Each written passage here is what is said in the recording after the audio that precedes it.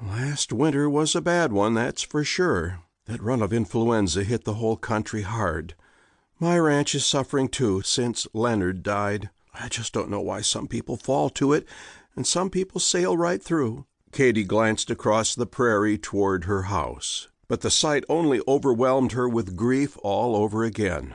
Her own ranch stretched away before her eyes into endless sweeping prairie, with her own little house not far away. On her right side, the Dempsey ranch stretched away in the other direction, and on the left lay the Campbell ranch. All three ranches looked exactly alike, with the three houses not 100 yards away from each other, with easy access to their common water pump. The three ranches converged at a corner of the fence by the pump. Katy decided it was just a little closer to the Campbell ranch house, and that's why everyone called it Campbell's Corner. Hannah must have read her thoughts. "You and me, we've got it hard enough, losing our husbands to that influenza, but just look at Josie, losing her husband that other way. Imagine how hard that would be.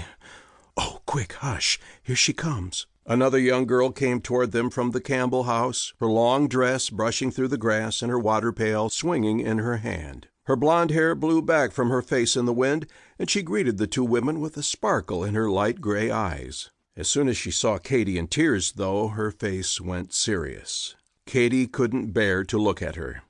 "It's not that so much. It's this." She waved her hand over the scene in front of her, and immediately covered her eyes again. The last thing in the world she wanted to see right now was that endless prairie.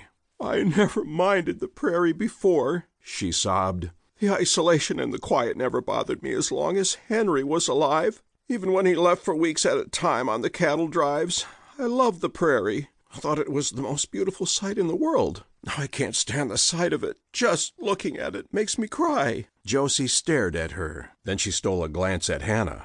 At last, she sighed and sat down on the other side of Katy on the edge of the trough. She rested her hand on Katy's knee. "I feel the same way," she murmured, "but I don't cry. I don't know why, but I just can't. Ever since John died, I just walk around looking at everything.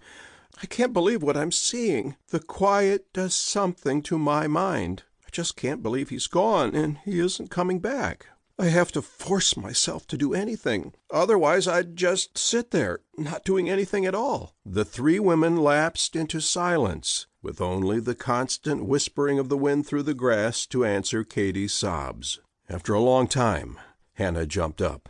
Her bucket tumbled to the ground and startled Flash. Hannah leapt in front of the two younger women and peered into their faces. In spite of being only 2 years apart in age and the same height, Josie Campbell and Katy Corning couldn't have been more different. Katy's light, strong build belied her hard-working, practical nature. No wonder she shocked Hannah and Josie by showing her grief. She never experienced very strong emotions, let alone expressed them. Josie, on the other hand, fell prey to anxiety all the time, especially after losing her husband. Her small, curvy figure twitched and fidgeted at any thought of the future. Her innocent mind couldn't form any concrete strategy for coping with the situation. Hannah looked from one fresh young face to the other. Then she broke into a wild grin. "Girls, I've got it.